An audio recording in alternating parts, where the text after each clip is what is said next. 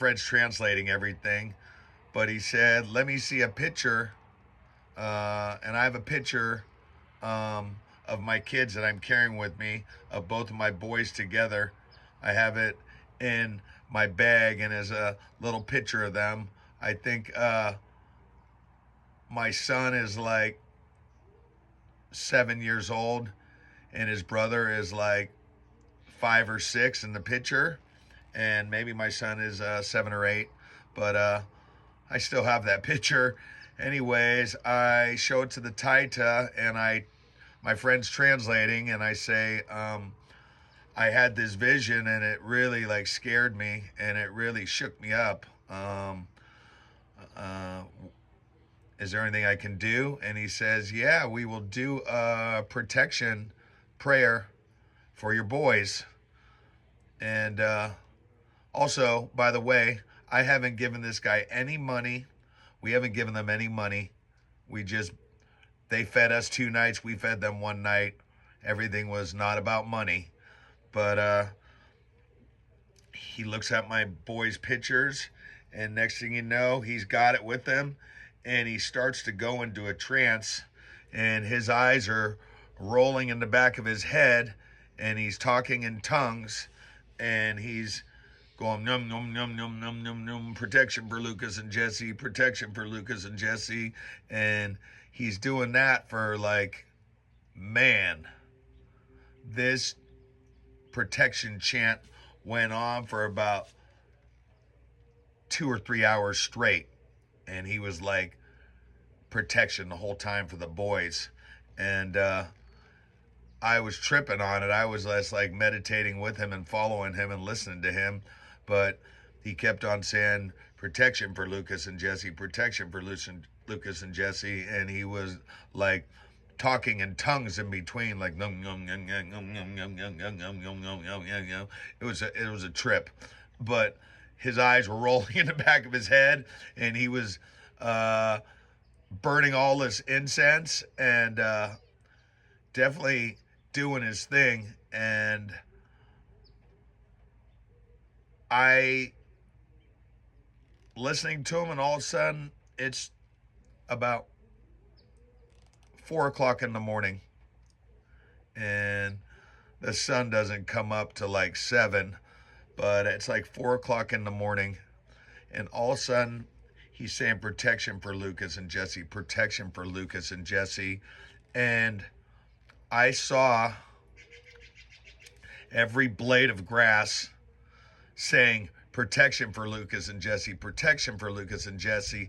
Every plant, it was all spreading across the jungle. The word was spreading, and there was some dogs and some chickens and animals right around, and a bunch of tropical birds in the forest right around us. And the dog barked. Actually, it started out, the rooster crowed, protection for Lucas and Jesse, protection. And I was tripping because I was understanding all the animals. I could hear them, and they were all in on the chant.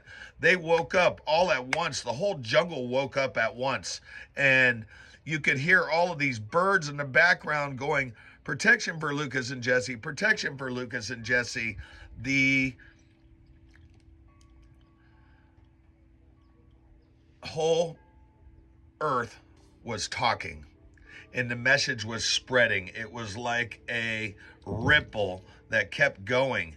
And it started with the chickens. I heard chickens, roosters, crow, and then half a mile away I heard another one, and then a mile away I heard another one, and I'm hearing them in every direction. They're all around in every direction. And then his dogs barked, and dogs were barking in every direction for miles. In every direction there was like so many dogs that went off all at the same time, and roosters. And then all the birds in the forest woke up, and that was a trip. This is all at once. Right when the protection prayer stopped, all the animals woke up and were spreading his prayer, and it was it was heavy.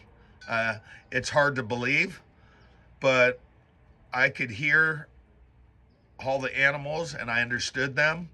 And literally, I'm looking up in the sky, and a flock of geese flew by, and they're flying by for winter. All the birds fly south for the winter. A whole flock of geese were up there, and they were flying by, and they were saying, "Protection for Lucas and Jesse, protection for Lucas and Jesse." It was crazy. All the animals, all the plants, everything passed his message. It was like a nuclear explosion went off in that valley, and it traveled, and all the animals, and you could hear the animals start making noise right close, and then they're making noise in every direction off into a distance, and you could see all the plants, and it's going in every direction. It's crazy. This guy was heavy, and right then I knew why he was like known with all the other Taitas. He was the man. He was really famous. But there was I was tripping on all that, and all of a sudden Fred comes freaking out, and I guess earlier that night his girlfriend was talking to the Taita and said that she had problems down below. I'm not sure if it was STD or maybe some cyst in there. I don't know exactly. I didn't really get into her business, but I kind of understood what was going on. Like an argument broke out, and Fred was freaking out, and his girl was freaking out because I guess she said she had problems down below. And the Taita recommended that she put some ayahuasca in there, and he put it in there, I think, with his hand. I don't think he slept with her. I just think he like rubbed it in there with his hand. I mean, they use ayahuasca for everything. And she kind of like, I'm not sure how it goes, but she was pissed off that he had put medicine in there, and Fred was pissed off. That was his girlfriend. So next thing you know, he's grabbing me and he's screaming, and they're screaming. The Taita's not really screaming. Fred's screaming. Fred's mad. That's his girlfriend. And his girlfriend's crying and screaming. And next thing you know, I am walking down this trail at 4 o'clock, 4:20 in the morning, and the argument went on for about 20 minutes, and then we were like, grabbed our bags, grabbed our stuff, and we were hiking out of there. And literally, we hiked all the way out of there, and then we walked all the way back down that dirt road, which was 7 or 8 miles to the town. And when we got to the town, nothing was open. I mean, it was still probably like 5:30 in the morning. We had like booked it down there, and I'm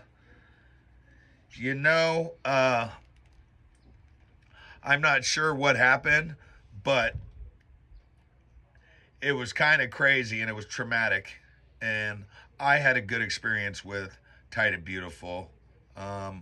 Fred's girlfriend was kind of angry, and Fred was angry.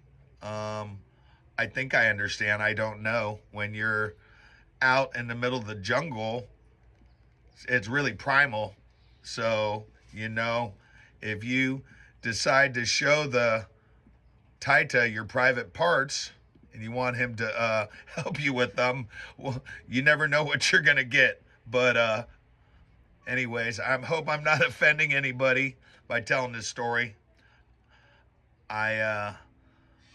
We get out, and after that, we go to a few more shamans after that, and we travel around a little bit, and I had good experiences with all of them. Fred was a great guide, and he took me all around. And then after that, we were close, so I told Fred I wanted to go see Machu Picchu. So after we spent about a month in Colombia, and I had known my ex-girlfriend was already gone. She already had left Peru, so I was like, oh, cool, I'm going to go fly out there. I won't run into her. But we went to Peru and we went up Machu